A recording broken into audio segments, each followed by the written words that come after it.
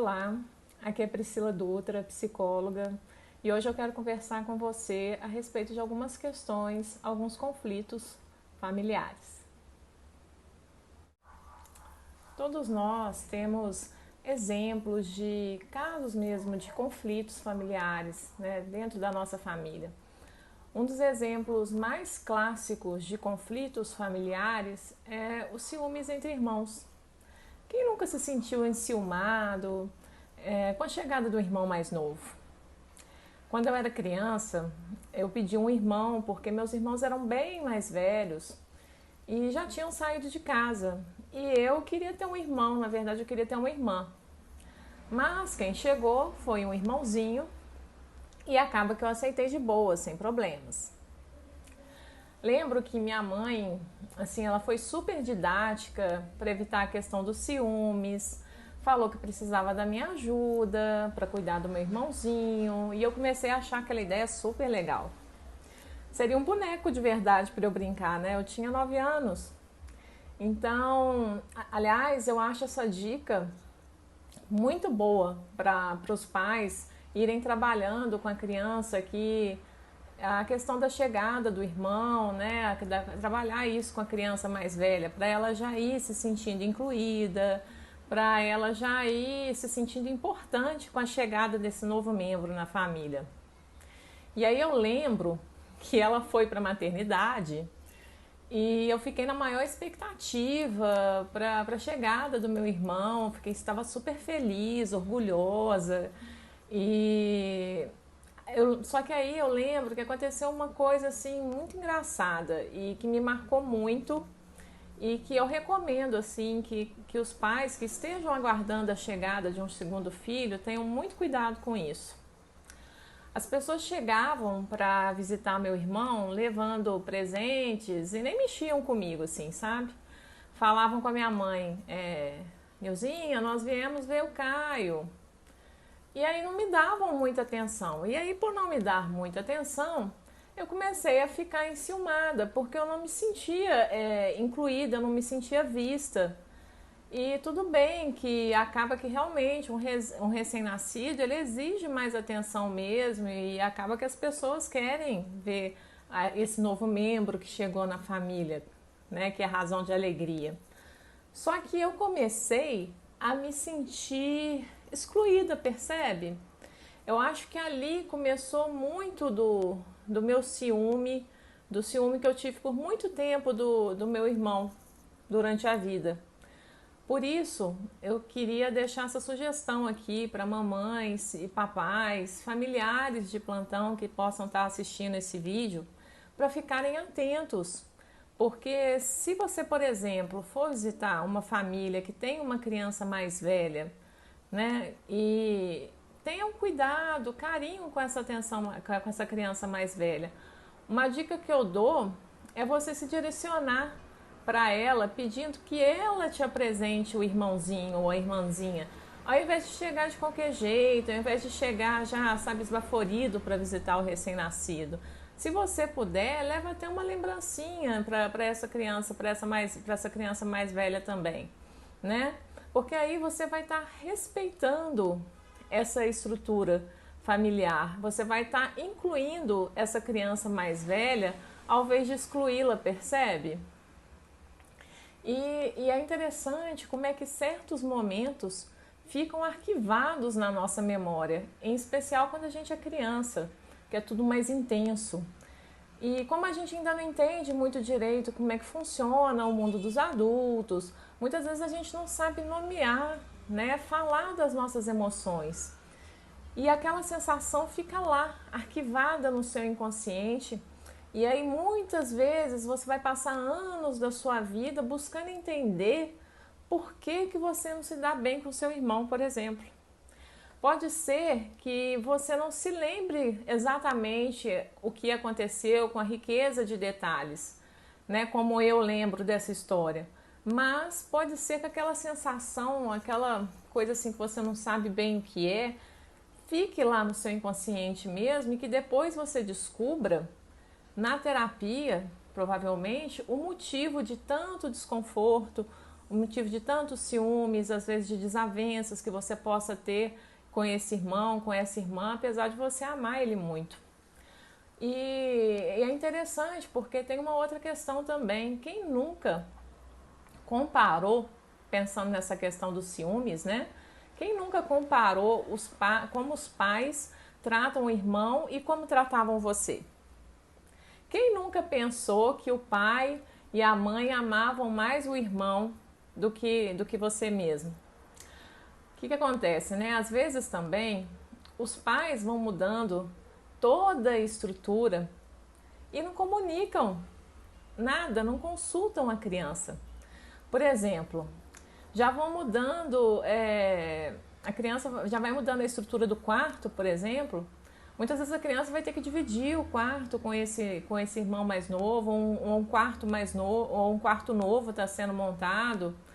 Converse com a criança sobre essas mudanças. Pergunte o que ela gostaria que fosse feito, se ela está de acordo, sabe? Envolve ela nesse planejamento. Muitas vezes os pais eles têm um jeito muito autoritário, tipo, nessa casa são os adultos que mandam, né?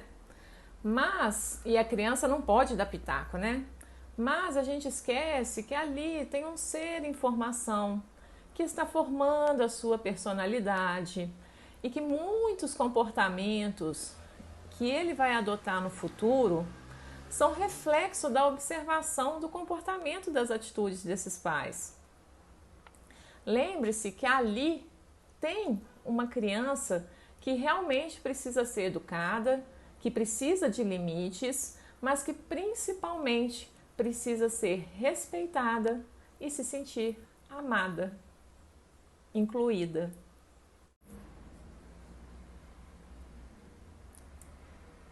Em relação aos pais que brigam muito e abalam a saúde emocional dos filhos, né? Todos nós já vivenciamos brigas, já vivenciamos essas brigas de casais, sejam dos nossos pais, dos nossos tios, e isso de forma constante é muito prejudicial para o desenvolvimento emocional saudável da criança. Ela pode começar a desenvolver ansiedade, culpa, insegurança, se tornar agressiva, ter dificuldade de se relacionar com as outras pessoas. Crianças, elas tendem a pensar, sentir que tudo gira em torno delas. E provavelmente ela vai acabar achando que isso acontece por causa delas. Ela vai se sentir responsável de alguma forma por essa briga que ela fica vivenciando de forma constante. Lembrando que como as crianças elas ainda não sabem se expressar emocionalmente, como elas ainda não têm os recursos emocionais que nós como adultos temos, para lidar com um problema, elas vão se manifestar através do comportamento. Então é aquela criança que volta a fazer xixi na cama, é aquela criança que começa a ter um monte de medos, né? Além disso, é geralmente na infância que nós desenvolvemos os nossos padrões de crenças, o que acreditamos ser amor, um relacionamento saudável. E essas questões, né, problemas que geralmente acontecem na infância, eles podem continuar refletindo na sua vida adulta. Sabe como que isso se reflete? Pode ser aquele adulto que tem pavor de relacionamento, pavor de casamento, porque ele pode ter na memória o modelo de relacionamento dos pais e ele pode achar que o dele vai ser assim também, não assim de forma consciente, de forma inconsciente mesmo. Mas assim, por favor, é importante que você não generalize isso.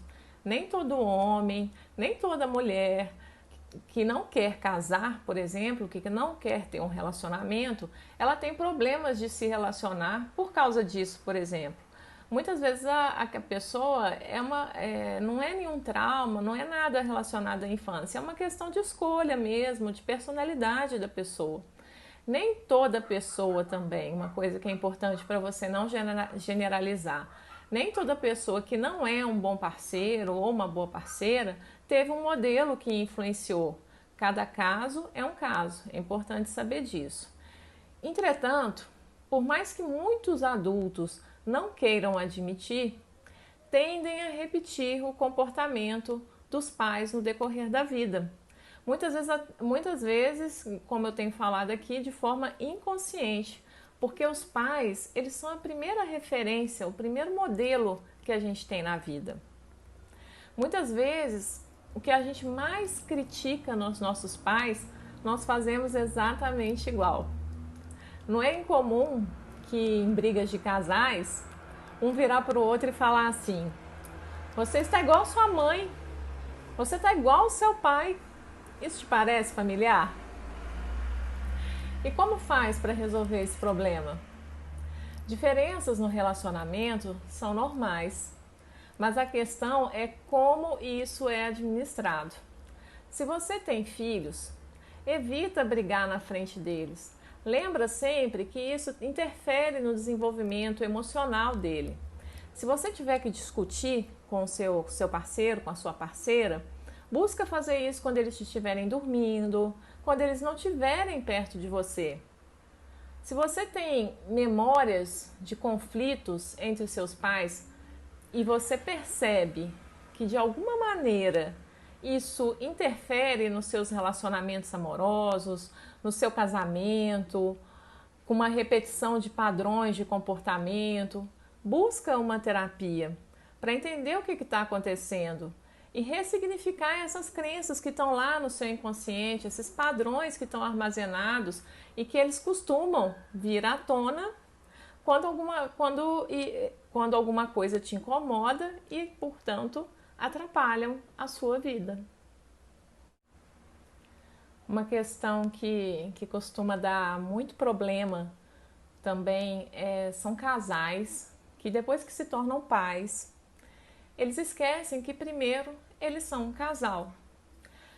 É o tipo do comportamento daqueles casais que já estão muito tempo juntos e que por causa disso eles acham que não precisam mais cultivar a relação, sabe? Já reparou quantos casais se separam depois que tem o primeiro filho? É claro que a chegada de uma criança, principalmente se os pais não têm babá ou alguém para ajudar, muda toda a rotina do casal. Não são só os dois mais, né? E claro que a relação vai mudar. Mas os pais, às vezes, eles ficam tão voltados para a criança que eles esquecem que antes deles serem bons pais, eles precisam cuidar da relação de casal. Um casal que se ama, que se respeita, que é parceiro, com certeza vai educar melhor seus filhos. Também é importante lembrar que eles também precisam se cuidar, ter tempo para fazer o que eles gostam. Em especial a mãe, que assume muito, a mãe ou quem assume essa figura materna da criança, né? Porque ela costuma assumir, ficar mais sobrecarregada nesse início. É normal. Lembrando sempre, o casal precisa ter isso em mente, que o filho é do casal e, portanto, colaborar, cuidar da criança, não é fazer um favor. Ambos devem buscar tornar esse cuidado algo especial para o casal, porque ali é um momento de construção de vínculos com a criança. E claro que se o casal está unido nesse sentido e com essa mentalidade, a relação tende a se fortalecer.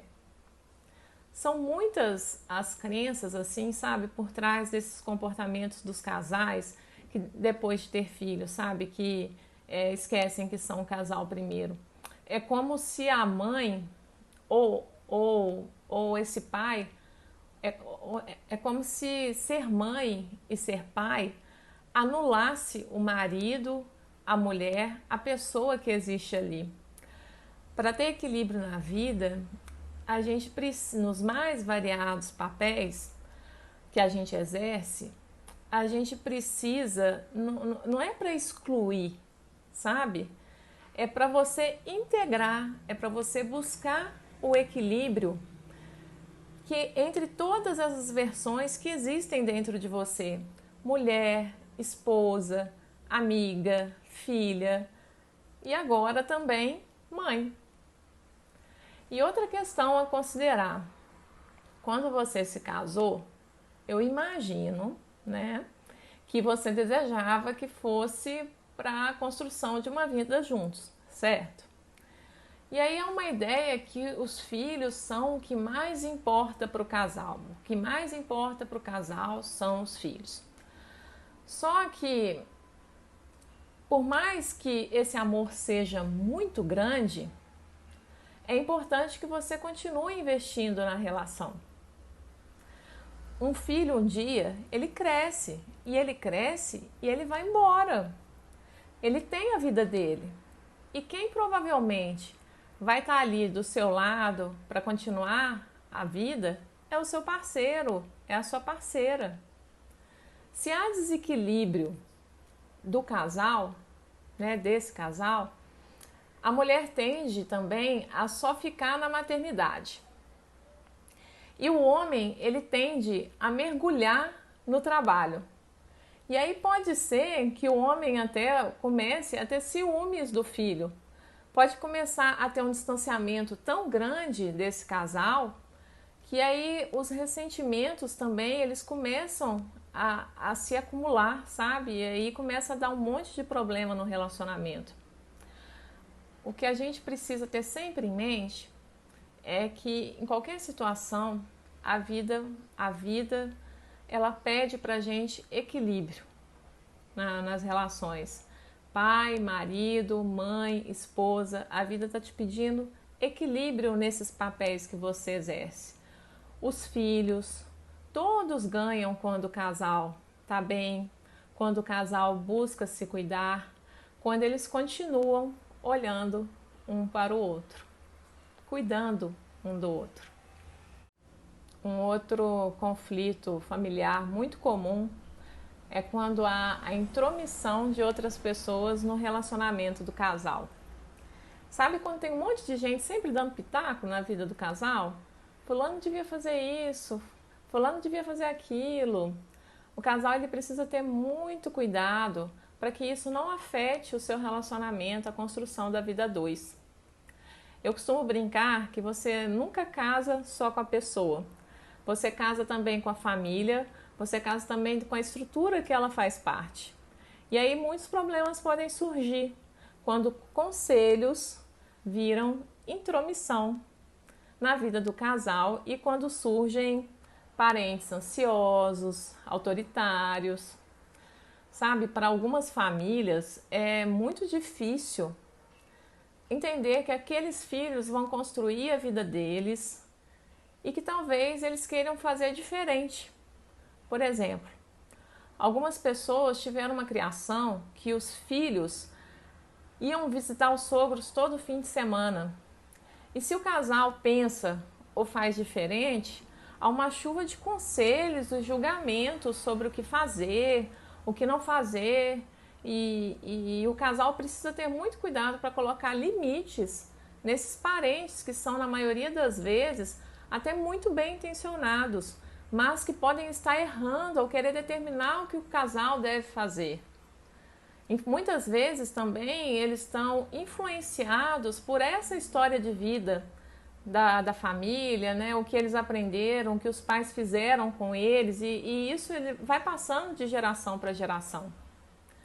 O casal ou um deles pode cair nessa armadilha, nessa isca, e acabar seguindo o que os pais ou que esses parentes que são referência na vida deles falam e assim acabar afetando a relação do casal. Eles podem até ouvir os conselhos, as sugestões. Você pode, como você, o seu parceiro, vocês podem realmente ouvir os conselhos, as sugestões, mas é preciso ter cuidado para separar o que convém e o que não convém para o casal.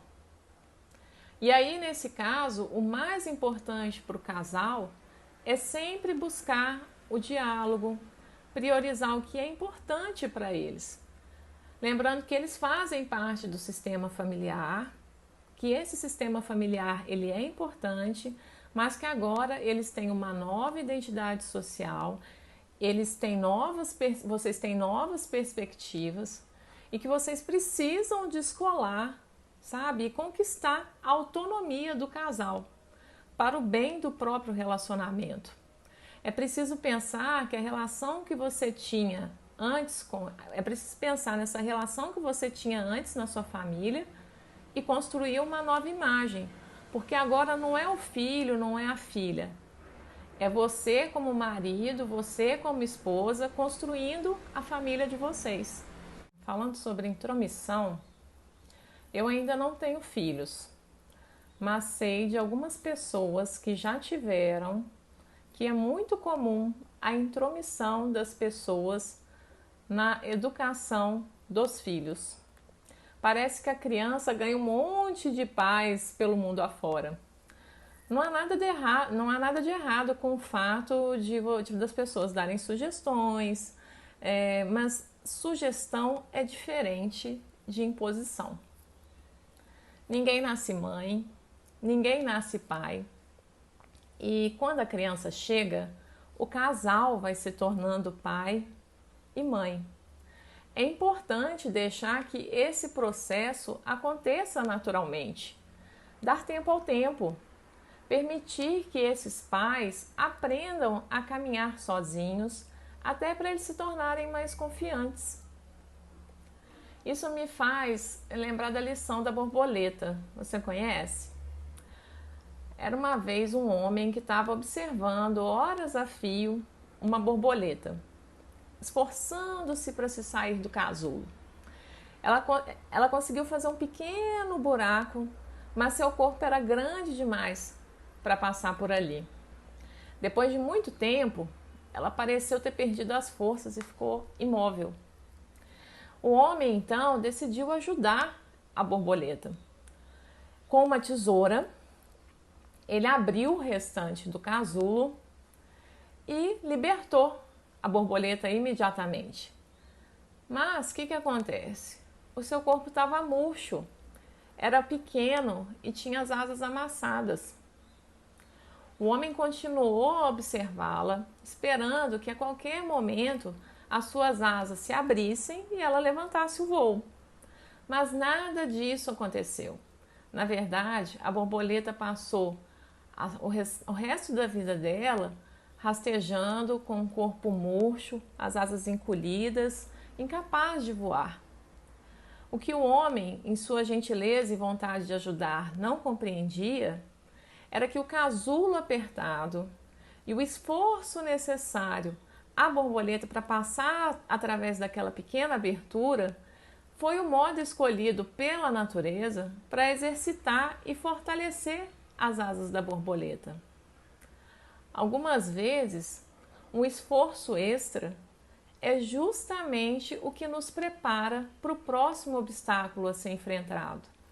Quem se recusa a fazer esse esforço termina sem condições de vencer a batalha seguinte e jamais consegue voar até o seu destino. Então, é importante você lembrar-se que se você quer dar uma sugestão, observa se realmente aqueles pais querem ou precisam da ajuda e pensa no modo que você fala. Se você é a mãe ou o pai que recebe a sugestão, se foi realmente útil a sugestão, agradeça. Mas se a sugestão foi uma intromissão, tenta educadamente colocar limites nessas pessoas que ficam dando a sugestão ou nessa pessoa que deu a sugestão. Não se sinta como pai ou como mãe obrigados a ser perfeitos ou intimidados com as cobranças que vêm de fora. Muitas vezes as pessoas são cheias de teorias, mas na prática fizeram tudo diferente. E muitas vezes o que funcionou para uma pessoa hoje provavelmente não funciona para você também daqui a um tempo, percebe? O que funcionou para essa pessoa no passado, quando ela teve os filhos dela, hoje o mundo está totalmente diferente.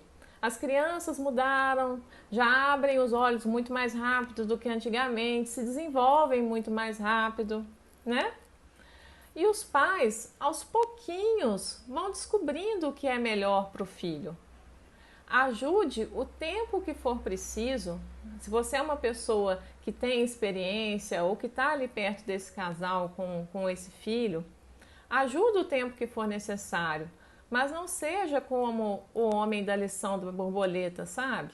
As pessoas precisam de tempo, as pessoas precisam de espaço e as pessoas são diferentes.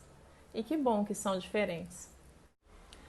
Um conflito que acontece muito é a dificuldade de respeitar o espaço e o papel de cada um na estrutura familiar. Sabe quando os filhos já estão mais crescidos e os pais começam a discutir algo da relação deles e pedem a opinião dos filhos?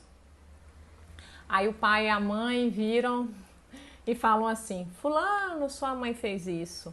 Seu pai fez isso, eu não estou certa, eu não estou errado. Filho não é juiz da relação dos pais.